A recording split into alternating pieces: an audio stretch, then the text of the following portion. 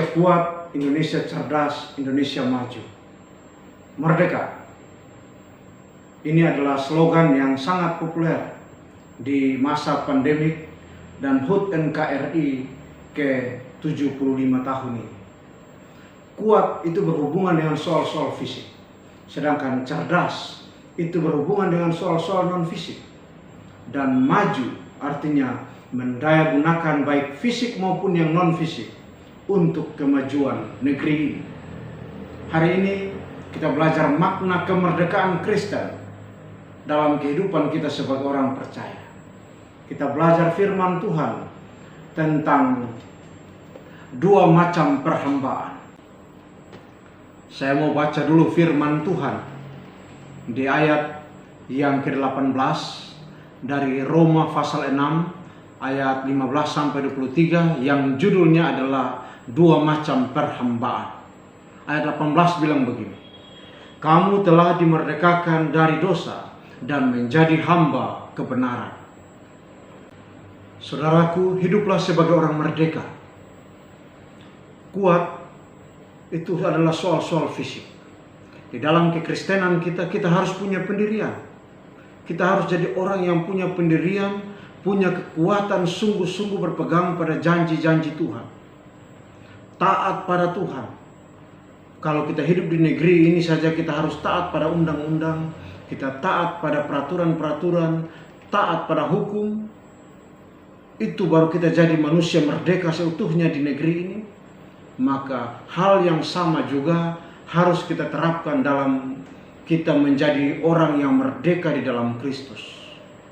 Orang yang merdeka di dalam Kristus adalah orang yang taat pada Tuhan Yesus sungguh-sungguh. Melakukan kehendaknya, pegang pendirian, tidak ada niat sedikit pun dalam hatinya untuk berkhianat kepada Tuhan. Untuk meninggalkan jalan Tuhan. Hal yang kedua adalah soal-soal non-fisik. Kalau tadi Indonesia kuat, Indonesia cerdas, berarti soal non-fisik. Yang non-fisik dalam kehidupan kita sebagai orang percaya supaya kita mengisi kemerdekaan Kristen ini sungguh-sungguh adalah kita harus mampu membuat perubahan-perubahan dalam hidup ini. Muka kita ini, wajah kita ini sudah tidak bisa berubah. Tinggi badan kita mungkin sudah tidak bisa berubah. Tetapi sifat, karakter, cara hidup kita masih bisa berubah. Mari, sebagai orang yang sudah dimerdekakan di dalam Kristus, Kristus sudah pindahkan kita dari dalam maut ke dalam hidup. Merdekakan kita dari dosa untuk hidup di dalam kuasanya. Mari kita mengubah hidup kita yang dulunya masih suka memfitnah, dulunya masih suka hidup dalam dosa. Sekarang kita sadari sungguh bahwa upah dosa itu maut. Karena itu kita hidup dalam kebenaran Yesus Kristus. Kita hidup taat kepada Tuhan Yesus, berubah untuk hidup yang lebih baik.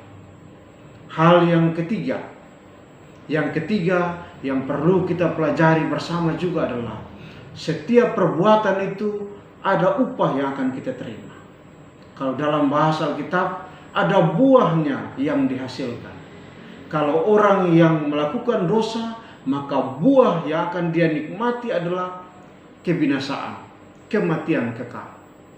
Tetapi orang yang melakukan kehendak Tuhan sungguh-sungguh, orang yang mau taat pada Tuhan, orang yang mau menghambakan diri pada kasih Kristus, maka dia akan menerima buah mahkota kemuliaan.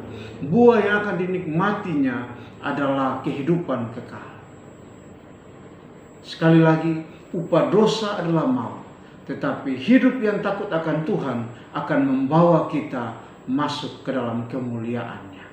Bahkan orang yang bisa menerapkan hidup yang takut akan Tuhan di hidup ini, imannya betul-betul hidup, maka dia menarik sorga masuk dalam kehidupannya.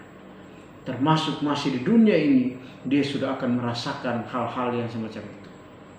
Saudaraku, selamat hari ulang tahun kemerdekaan Negara Kesatuan Republik Indonesia yang ke-75 tahun.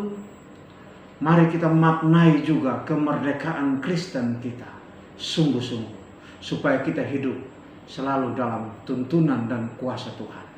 Indonesia kuat, Indonesia cerdas, Indonesia maju. Merdeka!